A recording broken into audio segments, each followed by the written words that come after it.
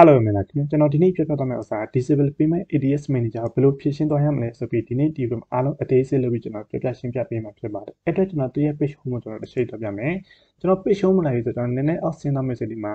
boost enable ဆိုပြီးပေါ်တယ်ဒီ boost enable ကနေ boost post ဖြစ်အောင်ဘယ်လိုပြပြင်သွားရမလဲဆိုပြီးဒီဗီဒီယိုအားလုံးကျွန်တော်တေချာလေးရှင်းပြပေးမှာဖြစ်ပါတယ်ဗီဒီယို skip မလုပ်ဘဲနဲ့တေချာလေးကြည့်တော့ကျွန်တော်ပြောချင်တယ်အဲ့အတွက်ကျွန်တော်ဒီမှာဒီဥစ္စာတစ်ချက်ထောက်လိုက်ပါမယ်ဒါချက်ထောက်လိုက်ပြီးဆိုဒီမှာ payment disable for user ဆိုပြီးပြတဲ့အတွက်ကျွန်တော် land mode ကျွန်တော်တစ်ချက်နေတော့မယ် Okay ကျွန်တော် land mode နေတော့ခဲ့ပြီဆိုကျွန်တော်ဒီပုံစံပေါ်တယ်ဒီပုံစံပေါ်ပြီဆိုလို့ရှိရင်ကျွန်တော်ဒီမှာဆိုရင်ဒီပါထည့်ရမလို့ဆိုရင် add account ID ထည့်ရမယ်အတွက်ကျွန်တော် add account ID ကျွန်တော်တစ်ချက်သွားရေးပါမယ်အဲ့အတွက်ကျွန်တော်ဒီမှာ ADS manager ဆိုပြီးရိုက်ထည့်လိုက်ပါမယ်ပြီးလို့ရှိရင်ကျွန်တော်ဒီအပေါ်ဆုံးကတစ်ချက်နေမယ်ပြီးလို့ရှိရင်ကျွန်တော်ဒီမှာ go to ADS manager ရှိတဲ့ဒီဥစ္စာကျွန်တော်တစ်ချက်ထောက်လိုက်ပါမယ်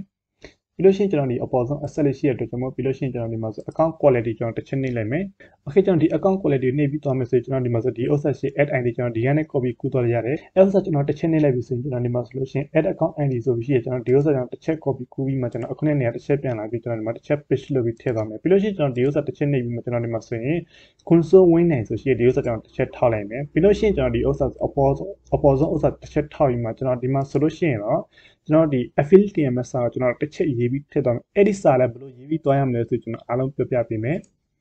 အဲ့တော့ကျွန်တော်ဒီမှာဆိုအားလုံးကျွန်တော်ရေးပြီးထားတာမှာကျွန်တော်ဒီမှာဆိုရင် disable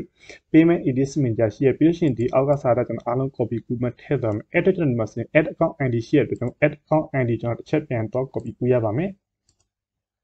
ပြီးပြီဆိုရင်ကျွန်တော်ဒီနာတစ်ချက် page လုပ်ပြီးထည့်လိုက်ပါမယ် add account ID ကို Okay ထည့်လို့ပြီးတော့ခဲ့ပြီဆိုရင်တော့ကျွန်တော်ဒီဥစ္စာအားလုံး copy ကူးမယ်ပြီးလို့ရှိရင်အခုနဲ့နေရာတစ်ချက်ပြန်သွားပြီးမှကျွန်တော်ဒီမှာတစ်ချက် page လုပ်ပြီးထည့်သွားမယ်ပြီးလို့ရှိရင်ကျွန်တော်ဒီအောက်မှာဆိုရင် screenshot တစ်ခုထည့်သွားမယ်အဲ့ဒီ screenshot ကျွန်တော်ဒီမှာပါနော်အဲ့တော့ကျွန်တော်ဒီမှာတစ်ချက်လာပြီဆိုရင်ဒီမှာ payment disable for user ရှိရကျွန်တော်ဒီဥစ္စာကျွန်တော်တစ်ချက် screenshot ဆွဲပြီးထည့်သွားမယ်အဲ့တော့ကျွန်တော်ဆွဲထားပြီးသားရှိတဲ့အတွက်ကျွန်တော်တစ်ခါတည်းရေးသွားပြပါမယ်အဲ့တော့ကျွန်တော်ဒီမှာဒီဥစ္စာတစ်ချက်ပြန်ထည့်လိုက်မယ်အခုန screenshot Okay ကျွန်တော်ဒီလိုမျိုးအားလုံးထည့်လို့ပြီးတော့ခဲ့ပြီဆိုရင်ကျွန်တော်ဒီကနေ send ဆိုတာပို့ရပါမယ် Okay ဒီဥစ္စာပို့လို့ရှိရင်ဒီမှာ I am not report ရှိတဲ့ဒီဥစ္စာတစ်ချက်နေရမယ် macro row ရှိတဲ့ကျွန်တော်ဒီဥစ္စာလေးကျွန်တော်တစ်ချက်ရွေးပြီးထည့်လိုက်ပါမယ်ပြီးလို့ရှိရင် next တစ်ချက်နေမယ်ကျွန်တော်ဒီမှာဆို green traffic light ရှိတဲ့အတွက်ကျွန်တော်ဒီဥစ္စာကျွန်တော်တစ်ချက်ရွေးလိုက်ပါမယ်ပြီးရင် verify လုပ်လိုက်မယ် Okay ကျွန်တော် I am not report အစင်းအောင်ပြတော့ခဲ့ပြီဆို submit ဆိုပြီးပို့လိုက်ပါမယ်ခဏဆောင်မယ်လို့ routine ဖြစ်နေတယ်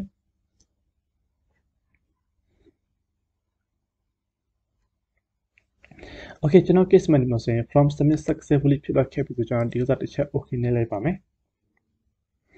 Okay ကျွန်တော် okay နေလိုက်ပြီဆိုရင်ကျွန်တော်ဒီပုံစံပေါ်မှာဒီပုံစံပေါ်လာခဲ့ပြီဆိုရင်အခုနစာသားပဲကျွန်တော်တစ်ချက်ပြန်မှ copy ကူးရပါမယ် copy ကူးပြီးဆိုကျွန်တော်ဒီမှာ chat page လုပ်ပြီးထည့်မယ်ပြီးလို့ရှိရင်ကျွန်တော်အခုနတော့ဒီ screenshot လေးတစ်ချက်ပြန်ယူထည့်ရပါမယ် Okay ဒီမှာအားလုံးကျွန်တော်ထည့်လို့ပြီးတော့ခဲ့ပြီဆိုကျွန်တော်ဒီက send ဆိုတာပို့လို့ရှိရင်ဒီ Facebook team တွေရတော့ခဲ့ပြီ Okay ကျွန်တော်ဒီလိုမျိုးအားလုံးပို့လို့ပြီးတော့ခဲ့ပြီဆိုလို့ရှိရင်ဒီဥစ္စာကိုဒီ48နိုင်အတွင်းဒါမှမဟုတ်တပတ်အတွင်းဒီဥစ္စာပြန်တော့ boost post ပြန်ဖြစ်လာမယ်ဒီဥစ္စာပြန်ပြီး boost post ပြန်ဖြစ်လာရင်ကျွန်တော်ရဲ့ page ကျွန်တော် channel မှာ screenshot လေးနဲ့ကျွန်တော် live ပို့လို့ပြီးကျွန်တော်တင်ပေးမှာဖြစ်ပါတယ် Okay ဒီနေ့ဒီဗီဒီယိုဒီလောက်ပဲအားလုံးကျွန်တော်ကျေးဇူးတင်ပါတယ်တကယ်လို့လူချင်းမရဲ့ page မှာဖြစ်စေ account မှာဖြစ်စေ ADS မှာဖြစ်စေအဲ့ဒါတခုကြုံတွေ့လာခဲ့ရင်တော့အပေါ် Viber နံပါတ်10 contact လုပ်မှမြင်မြင်ဝင်နိုင်ပါတယ်အားလုံးကျွန်တော်ကျေးဇူးတင်ပါတယ်